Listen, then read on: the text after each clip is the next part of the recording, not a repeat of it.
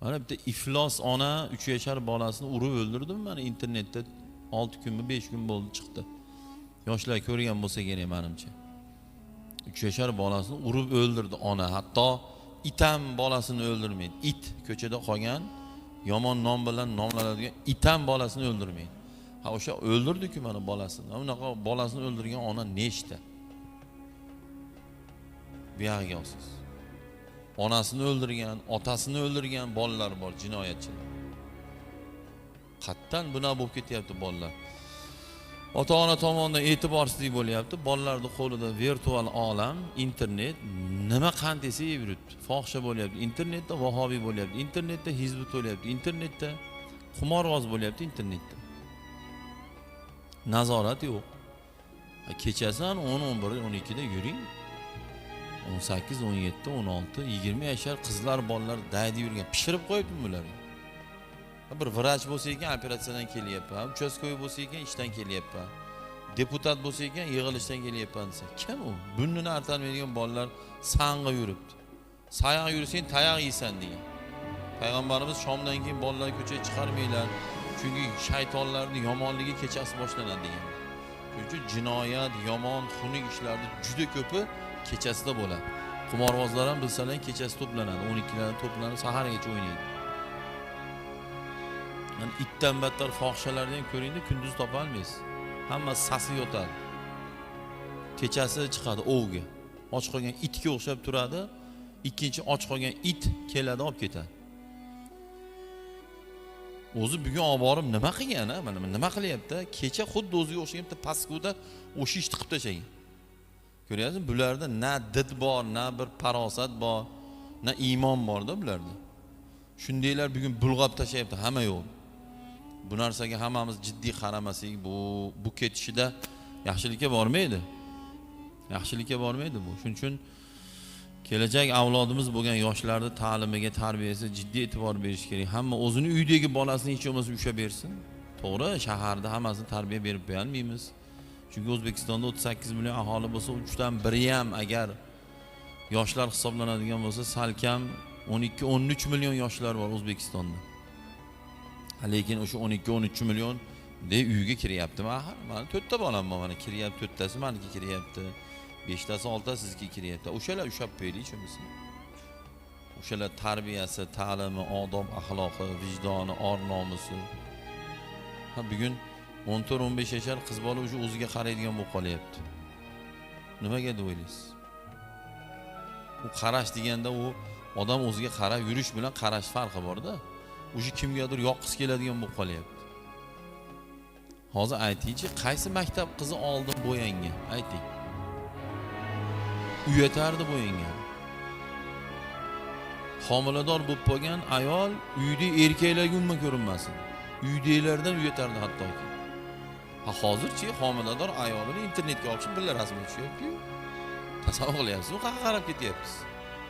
Homilador xotinni 2 xat qilib qo'yib olib chiqyapti internetga. Yaxshi o'ylaylarda bu tubanlikka qarab ketilyapti. Ha hajviy ko'rsatuvlarda ana chiqayotgan konsert qo'yadi. 90% 18 emas, 90 plus bo'lyapti. Yana onasini, xotinini olib kirib birga kulib o'tirishibdi. Qog'ozga o'rab bir narsalar qilyapti, lekin o 60% dan ko'pi uyatsiz hammasi. Bari o'sha naleva gaplar. Shunga mana ona yuring, men bilet oldim. Bu hurmat deb o'ylayapti. Xotini bilan kirim deb o'tiribdi, bitta nechta erkak, nechta ayol ko'rib birga kulib o'tiribdi. Endi ular ham bir insofga kirib qolar, balkim qachondir u. Men bilmayman endi. Biz din deganda faqat namozni tushunmaylik akalar. Din bu tarbiyada, tarbiya. Bolalarni o'qitmasak, mana Falastin bolasi o'qimagan uchun shunaqa bo'ldi. Fizikani o'qimadi, kimyani o'qimadi, geometriya, algebrani o'qimadi, IT texnologiyani o'qimadi, natijada kuchi yo'q. O'rib tashladi, qirvordi. Musulmonlar o'qimay qo'ydi. Shuning uchun musulmonlarni bir tiyinga olmaydi. Dunyo yer yuzida musulmonlarda pista po'chaqachalik hurmati yo'q. Pista po'chaqning ham hurmati bo'ladi. Pista po'chaqachalik musulmonlarni birov hurmat ham qilmaydi. qo'rqmaydi ham. Mana bu yil oshkor bo'ldi. Bu yil oshkor bo'ldi. 8 million yashasa agar Izrail. 8 million ham bo'lmasa kerak odam soni. Hammasini mazalarni qochirib yuboryapti. Tizzalatib yuboryapti. Faqat o'sha to'polon qilayotganini ko'rsiz, peshonasiga la ilaha illalloh yozib olib chiqib baqirishdan boshqa hech nimaga bormaydi. Qo'y peshanaga baylama, baqirma, o'qina bari. Fizika, ximiyani o'qi, uni mazasini qochiradigan qurol chiqar. Nima kerak chiqib olib baqir-chaqir qilishdi. Allohu akbardan boshqa hech nimani bilmaydi. Allohu akbarni o'zi bilan bo'lib qolmaydi-ku, sabablarni qilish kerak-ku. Bitta kinobkaningiz yo'q qilib yuboryapti, 700 kilometr, 1000 kilometrdan urib qo'yyapti. Shu qatori siz bilan mana bunday qari kim bolasini o'qityapti musulmonlar hozir. Jiddiy e'tibor berib pulini ayamayotganlar ham bor. Lekin juda ko'p musulmon bolasini o'qitmayapti. Shuning uchun dunyo agar siyosatidan xabari bor odamlar bo'lsa, dunyodagi eng xor, eng past, eng oz oylikli ishlarni musulmonlar qilyapti. Va musulmonlarning ustilarida ilmiy ishlar bajarishyapti. Tajribalar o'tkazishyapti musulmonlarni olib borib virus haydab sinashyapti odamlarda. O'lib kelsa bor tashlab yuborib musorga deyapti. Musulmonlarning ustida tajribalar o'tkazishyapti. Itda, mishiqda tajriba o'tkaziladi-ku. Ba'zi bir musulmonlarni a'zolarini sotishyapti. Nimaga? Hurmat qiladigan bilim yo'q, qo'rqadigan kuch yo'q musulmonlar. Musulmonlar o'qimayapti. O'qimasa yana battar bo'lib yuraveramiz. Bir kunda 12 soat ishlaymiz, 30 kun ishlatadi. Men $500 deydi. $500 olib xursand bo'lib yuraveramiz. O'qisak, qaysi davrda, qaysi millat, qaysi davlat dunyoda lider bo'lgan bo'lsa, ilm bilan lider bo'lgan. Biz o'rta asrda liderlik bizda edi. Keyin qo'ldan boy berdik, sabab keyingi avlod o'qimay qo'ydi. Endi mana endi chiqyapti, Xudo xolasa, noumid shayton ajomas kelajakda shu musulmonlarga asqatadigan, foydasi tegadigan, musulmonlarni dunyoga tanitadigan kadrlar o'zimizdan chiqsa Xudo xolasa. Chunki payg'ambarimiz ummatimi yaxshisi, odamlarga foydasi tegadigan ummatim deganlar. Bo'l tamom. Ummatni yaxshisi faqat domla yo qor aka bo'lsa bas bo'lamiz. Zo'r doktor bo'lsin, bo'ldi ummatni yaxshisi shu. Zo'r o'qituvchi bo'lsin, zo'r sportsmen bo'lsin, zo'r svarshik bo'lsin. Yo zo'r usta, yo zo'r qassob. Yo umuman nimadir ishida zo'r bo'lsin, bo'ldi. Rasululloh aytib turibdilar. Musulmonlarga foydasi tegyaptimi shuni? Ha, bu zo'r odam, tamom. Suvoqchimi, bu duradgormi, farqi yo'q. Yo ingliz tili o'qituvchisimi, farqi yo'q. Ummatni yaxshisi faqat qora aka yo mulla aka emas. Jamiyatga faqat qora aka yo mulla akani o'zi kerak emas. Jamiyatga hamma kerak. Mana hozir ayol doktor yetishmayapti bizda. Operatsiya qiladigan ayol doktor qani, qayerda bor? Hozir bitta ayolimiz appendist bo'lsin, topolmaysiz. Qayerga topasiz? Chunki musulmonlar o'qitmayapti qizini, medinstda o'qitmayapti. Sanchi sizmi o'qitaman Xudo xolasa. Bitta qizimni kirgizmoqchiman. Medinstda o'qiydi, doktor bo'ladi.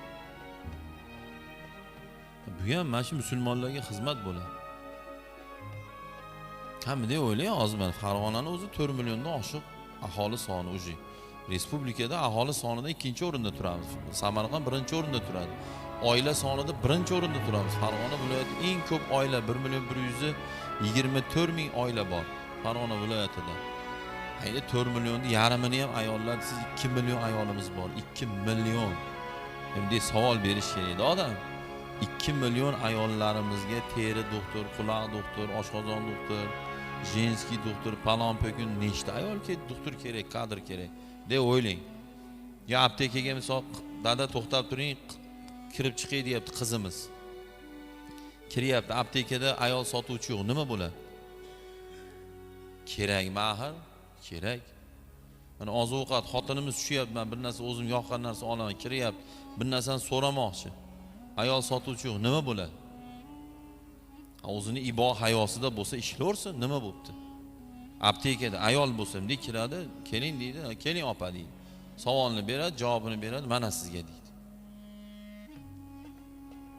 O'zi qilish kerak masalan. O'zi juda yaxshi bilasizda, o'zingizda qanaqa qilinadi.